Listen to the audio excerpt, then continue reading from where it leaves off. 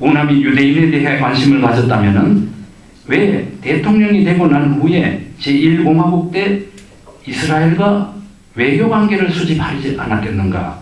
이것이 제가 사실은 지금까지도 대단히 궁금한 사항입니다. 그런데 지금 현재 이스라엘 대사로 있는 마영삼 대사하고도 상의를 좀 물어보기도 하고 이랬는데 사실 이 방면에 연구가 되어 있지 않습니다.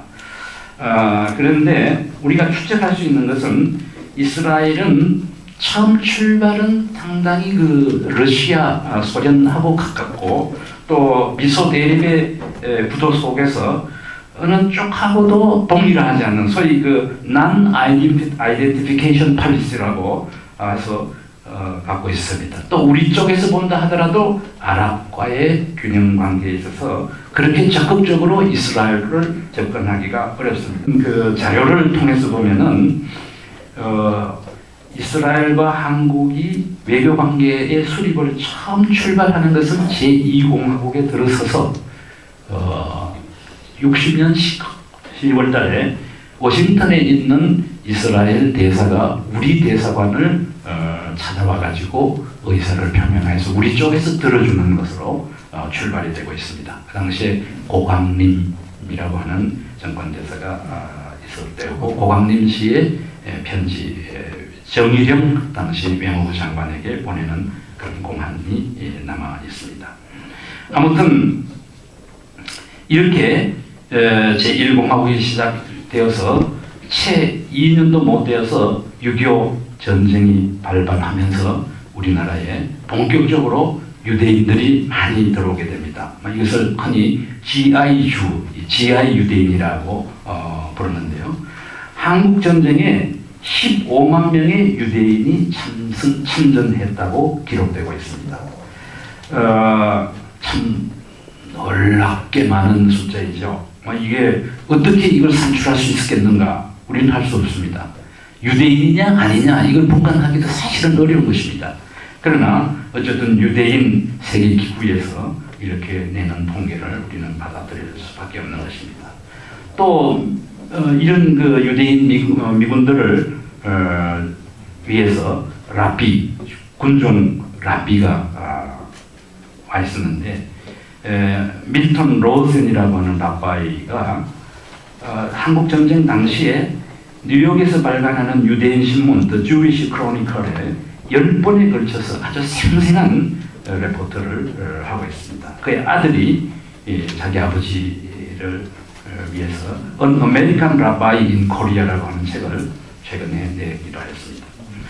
그리고 유대인 사회에서는 대단히 필명이 높은 하임 포톡이라고 하는 라바이가 또 한국에 그 당시에 그 후임으로 왔었는데 이 사람은 소설을 많이 써가지고 또 그 유대인 저널의 그 주필이기도 하고 이래서 The Chosen이라고 하는 책은 영화로도 됐고 I'm the Clay, 나는 한 줌의 흙이라고 하는 소설이 우리 한국말로도 번역되어 있기도 합니다.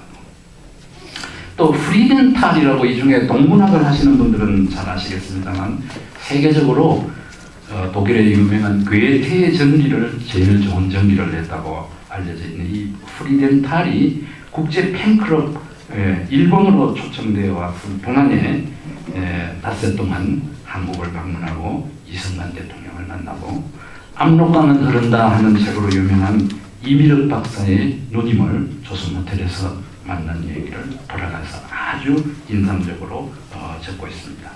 또 사울 아이젠버그라고 하는 오스트리아 계통의 유대인도 우리와 접촉을 한 바가 있습니다. 결론을 맺겠습니다. 벤구리온의 정신적 지주는 유대주의였습니다. 그는 플라톤과 스피노자를 존경하였습니다. 그는 종교적 인간은 아니었지만 성서를 연구하고 지식인 사상가들과 많은 대화를 나누어서 책으로 출간하였습니다. 무엇보다 그 자신의 경험을 필두로 한 체험적 이스라엘 사라는 방대한 역사서를 내었다는 것은 존경스럽습니다. 이승만의 정신적 기초는 무엇이었습니까? 유교적 전통에서 혁명적으로 기독교를 받아들여 거의 기독교 국가를 지향하였지만 유교, 불교의 전통을 무시할 수는 없었습니다. 사상가 이승만에게 이 새 정신적 전통이 어떻게 종합 발전되었을지 깊은 연구가 필요합니다. 그리고 단군 신앙을 포함하여 한국인의 아이덴티티에 대한 이해가 어떠하였는지도 더욱 연구해야 됩니다. 저는 현재 우남의 모든 어록을 종합하여 이러한 분석을 진행하고 있습니다.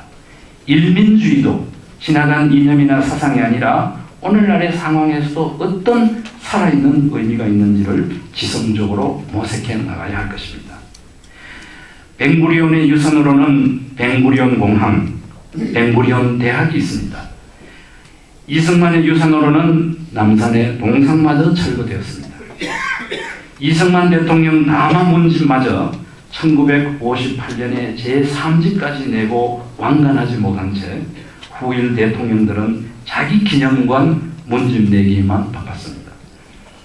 벵구리온에게는 여러 종류의 전기가 요즘도 읽혀지고 있습니다. 우남의 전기는 오랜 것들, 생전에 나온 것들을 제외하면 오늘날 젊은이들이 쉽게 서점에서 사볼 수 있는 전기가 없습니다. 이것은 우남을 존경하고 추모하는 우리들의 책임을 다하지 못한 것이라고 아니할 수 없습니다. 또한 영어로 쓰여진 우남 전기가 계속 나와야 합니다. 한 위대한 인물의 혁혁한 생애와 사상이 대한민국을 건국시켰다면 그것을 더욱 세계에 향해 발전시키고 선양하는 것이 우리의 과제요 책임입니다. 우리도 친미 외교를 부르짖지만 미국을 움직이는 실제 파워가 누구입니까? 저 헨리 키신더 같은 유대인이 아닙니까? 한국인의 기독교인 중에는 한국사보다도 이스라엘 역사를 더 잘 아는 사람들이 많지만 우리가 막연히 이스라엘을 좋아하는 것만으로는 족하지 않고 유대인의 세계적 활동과 밀착되어서 함께 세계사에 영향을 줄 수 있는 능력을 키워나가야 합니다. 그렇지 않으면 일본이 유대인의 은인국이라고 하는 지금의 도식은 계속되어 나갈 것입니다. 한 가지 사족을 붙인다면 많은 사람들이 한국인과 유대인의 공통점과 차이점을 물으면서 왜 유대인은 적은 수에도 불구하고 노벨상을 비롯해서 전 분야의 톱 20%를 장악하고 있는가 궁금해합니다. 저는 결코 유대인의 지능이 한국인보다 높기 때문이라고 생각하지 않고 유대인의 천재교육이 유별나서가 아니라고 생각합니다. 유대인은 전 세계의 각국에 흩어져 그 나라의 정치 권력에 시달리며 생존해왔기 때문에 정치 권력에 맞설 수 있는 것은 유일하게 돈의 힘이라고 생각하고 어디서나 경제와 금융에 집중하였습니다. 어디를 가나 그들은 기금, 펀드를 만들어서 상부상조합니다. 그리고 어떠한 기성권위에도 절대적인 것으로 받아들이지 않고 근본적인 회의와 질문을 던집니다. 여기에 학문과 과학이 창출되는 것입니다. 물론 처해 있는 나라의 언어를 자국인들과 똑같이 할 수 있고 특히 영국, 미국에 사는 많은 유대인들이 영어로 전 세계를 향하여 각 방면에서 발표를 하니 두각을 나타내지 않을 수 없는 것입니다.